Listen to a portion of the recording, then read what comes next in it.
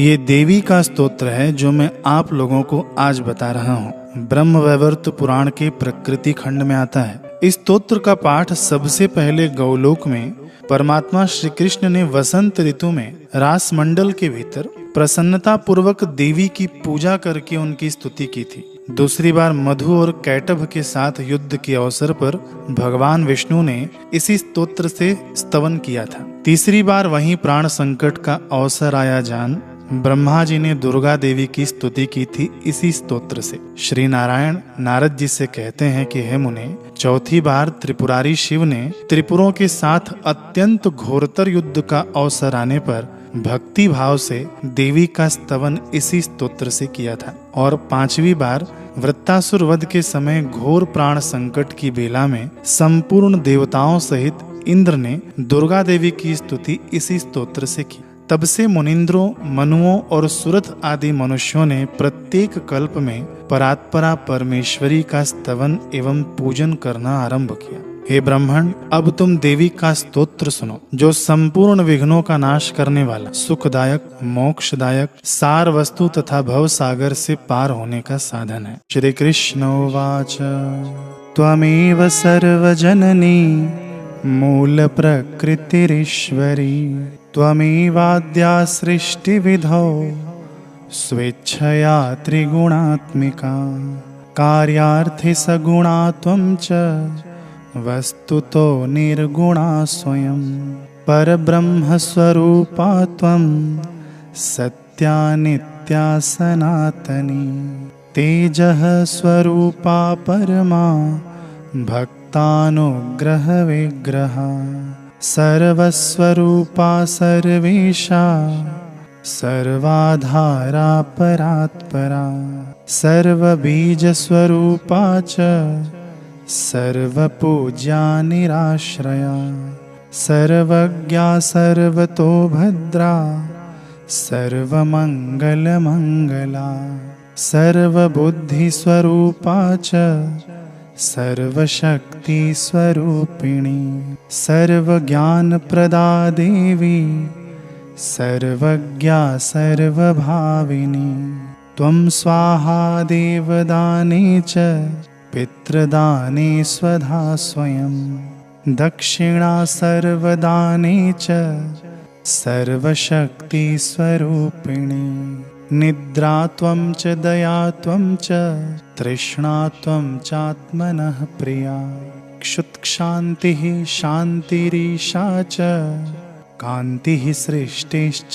शाश्वती श्रद्धा पुष्टिश्च तन्द्रा च लज्जा शोभा दया तथा सतां सम्पत्तिस्वरूपा च विपत्तिरसतामिह प्रीतिरूपा पुण्यवतां पापिनां कलहाङ्कुरा शश्वत्कर्ममयी शक्तिः सर्वदा सर्वजीविनां देवेभ्यः स्वपदो दात्री धातुर्धात्री कृपामयी हिताय सर्वदेवानां सर्वासुरविनाशिनी योगनिद्रा योगरूपा योगदात्री च योगिनां सिद्धिस्वरूपा सिद्धानां सिद्धिदा सिद्धयोगिनी ब्रह्माणी माहेश्वरी च विष्णुमाया च वैष्णवी भद्रदा भद्रकाली च सर्वलोकभयङ्करी ग्रामे ग्रामे ग्रामदेवी गृहदेवी गृहे गृहे सतां कीर्तिः प्रतिष्ठा च निन्दां त्वं सतां सदा महायुद्धे महामारी दुष्टसंहाररूपिणी रक्षास्वरूपशिष्टानां मातेव हितकारिणी वन्द्या पूज्या स्तुता त्वं च ब्रह्मादीनां च सर्वदा ब्राह्मण्यरूपा विप्राणां तपस्या च तपस्विनां विद्या विद्यावतां त्वं च बुद्धिर्बुद्धिमतां सतां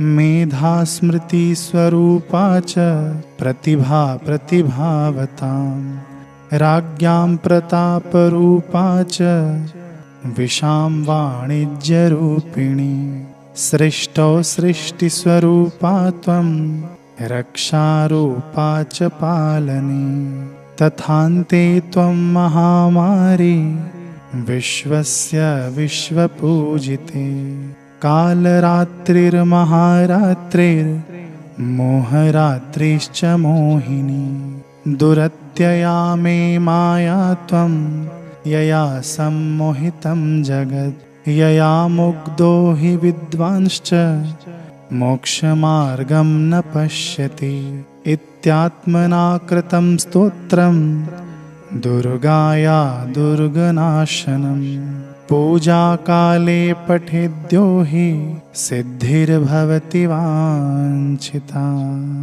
इस स्तोत्र का हम अर्थ सुनेंगे। भगवान श्री कृष्ण बोले कि हे देवी, तुम ही सबकी जननी मूल प्रकृति ईश्वरी हो। तुम ही सृष्टि कार्य में आद्या शक्ति हो। तुम अपनी इच्छा से त्रिगुणमयी बनी हुई हो। कार्यवश सगुण रूप धारण करती हो। वास्तव में स्वयं निर्गुणा हो। सत्या नित्या सनातनी एवं परब्रह्म स्वरूपा हो। परमा तेजः स्वरूपा हो। भक्तों पर कृपा करने के लिए दिव्य शरीर धारण करती हो। तुम सर्व स्वरूपा सर्वेशा सर्वाधार परात्पर सर्व बीज स्वरूपा सर्व पूज्या निराश्रया सर्वज्ञा सर्वतोभद्रा यानी सब ओर से मंगलमय सर्व मंगल मंगला सर्व बुद्धि स्वरूपा सर्व शक्ति रूपिणी सर्व ज्ञान प्रदा देवी सब कुछ जानने वाली और सबको उत्पन्न करने वाली हो।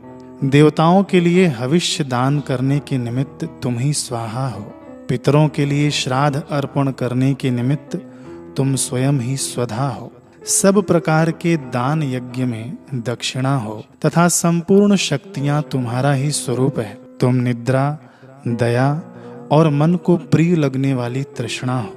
क्षुधा क्षमा शांति ईश्वरी कांति तथा शाश्वती सृष्टि भी तुम ही हो। तुम ही श्रद्धा पुष्टि तंद्रा लज्जा शोभा और दया हो। सत्पुरुषों के यहाँ संपत्ति और दुष्टों के घर में विपत्ति भी तुम ही हो। तुम ही पुण्यवानों के लिए प्रीति रूप हो। पापियों के लिए कलह अंकुर हो तथा समस्त जीवों की कर्ममयी शक्ति भी सदा तुम ही हो। देवताओं को उनका पद प्रदान करने वाली तुम ही हो। धाता यानी ब्रह्मा का भी धारण पोषण करने वाली दयामयी धात्री तुम ही हो। संपूर्ण देवताओं के हित के लिए तुम ही समस्त असुरों का विनाश करती हो। तुम योग निद्रा हो। योग तुम्हारा स्वरूप है। तुम योगियों को योग प्रदान करने वाली हो। सिद्धों की सिद्धि भी तुम ही हो। तुम सिद्धि दायिनी और सिद्ध योगिनी हो। ब्रह्माणी माहेश्वरी विष्णु माया वैष्णवी तथा भद्रदायिनी भद्रकाली भी तुम ही हो। तुम ही समस्त लोकों के लिए भय उत्पन्न करती हो। गांव गांव में ग्राम देवी और घर घर में गृह देवी भी तुम ही हो। तुम ही सत्पुरुषों की कीर्ति और प्रतिष्ठा हो। दुष्टों की होने वाली सदा निंदा भी तुम्हारा ही स्वरूप है। तुम महायुद्ध में दुष्ट संहार रूपिणी महामारी हो और शिष्ट पुरुषों के लिए माता की भांति हितकारिणी एवं रक्षा रूपिणी हो। ब्रह्मा आदि देवताओं ने सदा तुम्हारी वंदना पूजा एवं स्तुति की है।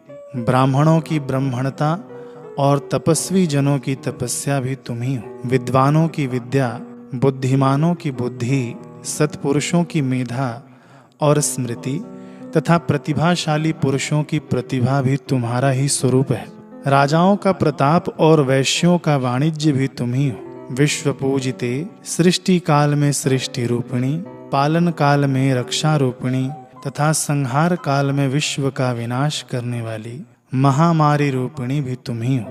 तुम ही काल रात्रि महारात्रि और मोहिनी मोहरात्रि हो। तुम मेरी दुर्लंघ्य माया हो जिसने संपूर्ण जगत को मोहित कर रखा है तथा जिससे मुग्ध हुआ विद्वान पुरुष भी मोक्ष मार्ग को नहीं देख पाता। इस प्रकार परमात्मा श्री कृष्ण द्वारा किए गए दुर्गा के दुर्गम संकट नाशन स्तोत्र का जो पूजा काल में पाठ करता है उसे मनोवांछित सिद्धि प्राप्त होती है। जो नारी वंध्या, काकवंध्या, मृतवत्सा तथा दुर्भगा है वह भी 1 वर्ष तक इस स्तोत्र का श्रवण करके निश्चय ही उत्तम पुत्र प्राप्त कर लेती है। जो पुरुष अत्यंत घोर कारागार के भीतर दृढ़ बंधन में बंधा हुआ है वह 1 ही मास तक इस स्तोत्र को सुन ले तो अवश्य ही बंधन से मुक्त हो जाता है। जो मनुष्य राज यक्षमा, गलित कोढ़, महाभयंकर शूल और महान ज्वर से ग्रस्त है वह 1 वर्ष तक इस स्तोत्र का श्रवण कर ले तो शीघ्र ही रोग से छुटकारा पा जाता है।